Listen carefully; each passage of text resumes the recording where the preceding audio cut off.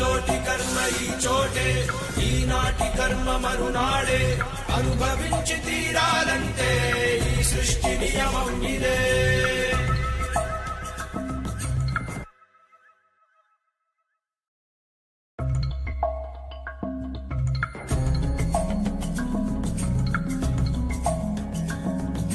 సత్కర్మభిశ్చ సత్ఫలితం, దుష్కర్మ ఏవ దుష్ఫలం, అత్యుత్కట పుణ్య పాపానాం సత్యం ఫలానుభవమిహం.